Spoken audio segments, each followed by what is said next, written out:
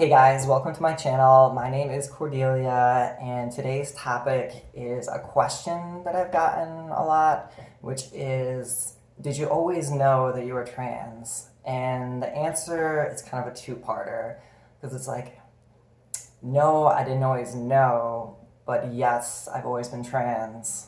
See, like growing up and going through high school, the word didn't really exist yet, so I wouldn't know that I was trans. Like, basically, you were either gay or a crossdresser, and neither one of those things really fit who I am. So, something they had me do in counseling was try to remember the first time you recognize gender roles.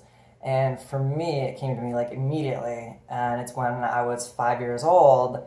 I used to wear my sister's dresses, and there's one in particular I can remember. It was blue and like lacy and frilly, like really girly. And I remember my dad coming home and like seeing this and was like, "No, like don't do this, like never again." And so that's the first time that like I felt like, oh, like I'm doing something wrong. It's wrong for me to wear a dress because I guess I'm a boy. So then going to school is like around first or second grade. I can remember I used to always sit with my legs crossed, and I never thought anything of it until another boy was like, "Why are you sitting like that? That's how girls sit." So it's like, oh, okay, like I can't sit like this then because I'm not a girl. So I can't wear the clothes I want to wear. I can't sit the way I want. Also, like at that young age too, I always wanted to hang out with girls and be friends with the girls. And like, oh, you're not supposed to because, girls have cooties. Like boys don't want to hang out with girls at that age, but I did. So then also I couldn't like hang out with girls at that age. So it's another thing like I can't do because I'm a boy.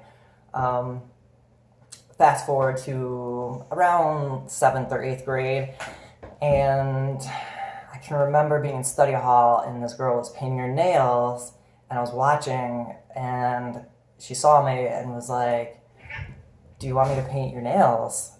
And I was like, "Yeah." And she was like, "Really?" And I was like, "Yeah, I don't care, whatever." But really, I did care. Like, I wanted my nails painted. So she painted them, and it was like this very purpley, glittery color, like super girly, and like it made me really happy. When I came home from school that day, again, like my parents were not having it. Basically, like yelled at me and told me I had to take it off. And again, I got told like never again, like don't do this. And I think that's the first time I felt like sad about it. I don't think I realized like the reasons why I was sad. I didn't think like, oh, I want to be a girl and I can't, and that makes me sad. I just had this feeling of sadness now. I can remember in art class, we had an assignment in our sketchbooks where we had to choose a word and use a shading technique to draw the word. And I chose the word sullen, which means like basically a sad, depressed mood.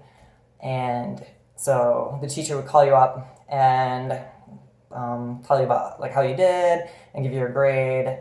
And so I remember getting called up and like, oh, you did a good job on the shading, blah blah blah. And then she was like, "Sullen, that's an interesting word choice. You're not sullen, are you?" And like it shocked me like to get called out about it. Like me as this teenager thought I was being subtle. But I was like, oh no, it's just a word I like. And like that was the end of it. But then I was like, oh, I gotta be more careful. I did have a friend around the same time that was like, you seem kind of like sad and upset. Is everything all right? And again, I was like, oh man, like people can notice now. And so I had to pretend that I was okay and pretend that everything like was good and I was happy. So now it was like, it's pretending to be a boy and pretending to be happy, and it just put these layers on top of who I really am. So towards like senior year and college years, I started drinking because that's what teenagers do, and it was more for fun because again, like that's just something naturally that you do as you get older. But then, say like early 20s, mid 20s, I probably was drinking too much and for the wrong reasons. So I was like drinking every day, um, and alone a lot of the time. So I think that's not really good. Also, so like I had a girlfriend at the time, somewhere in there. I had a bunch of different girlfriends, again, that's what you do.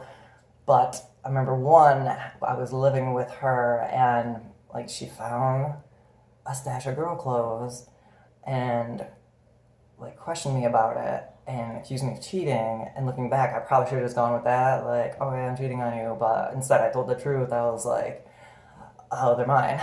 And she was not really nice about it, so I didn't really feel great about myself.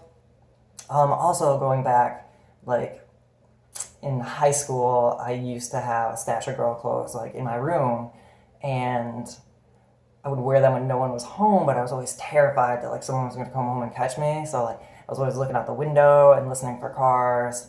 I would also wear them like to bed at night under the covers. So like sleeping like no one could see them. And then sometimes I'd also wear them under my boy clothes. And at one point, my mom found my stash of girl clothes in my room and made my dad have like a talk with me about it, and it was the most awkward conversation ever. But basically, I got told again, like, don't do this. Like, again, like, never again, don't do this. This is wrong. So, all right, back to mid 20s and stuff. Broke up with that girlfriend, moved out, had my own place. It was the first time I had my own apartment. And so, like, it was like, I'm free to do whatever I want. So I can wear girl clothes in my house and, as much as I want. But also, like, I felt bad about it because, again, I'd kind of been trained that, like, what I was doing was wrong. So I would get mad at myself about it, and then that led to drinking to kind of numb myself from those feelings. And then, like, also, I was a police officer, and that puts more stress on you. You see a lot of bad stuff, and if you have a bad day at work, basically back then it was go home, have a couple of drinks, come back and do it tomorrow. That's not healthy. Like, you need to process those things you see. So again, just major drinking. So enter me meeting my ex-wife, and my drinking kind of slowed down, almost stopped. It was more normal where, a couple of drinks on the weekend or like a couple of drinks with dinner, occasionally I guess get drunk, but like nothing like before. And it was the first time in my life that it was like the longest span of me not wearing girl clothes or not having a stash of them. And again, my thinking my whole life was like, oh, I'll fall in love and it'll like cure me and everything will be good. And it was for a while, but then eventually it kind of like popped up again. Enter Caitlyn Jenner and like the trans culture in the mainstream. And like I never paid attention to Caitlyn Jenner because like the Kardashians, I didn't really care about them, so it didn't mean anything to me. But I like sports, and so I listened to sports talk radio, and I had sports magazines and watching ESPN, and so Caitlyn Jenner was a topic, and it piqued my interest because it was like, oh, like this kind of makes sense to me once I started hearing about it.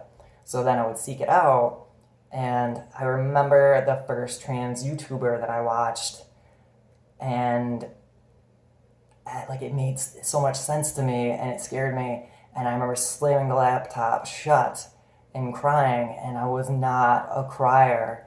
I maybe cried once in like a decade. So, but I cried because, again, like it scared me, like it made sense to me. I cried because like I kind of had an answer now as to who I was, but like I didn't want to be that person because I wanted to be normal. Like I didn't want to be trans, but like that's who I am. And so eventually I was just thinking about it day and night, day and night, day and night. And that's when I told my ex-wife how I was feeling, and she suggested counseling, and I kind of talked about that, I think, in another video or in my other blog. So then once I had the counseling, it took probably a year of counseling before I finally accepted like who I am and started transitioning with hormones and everything else.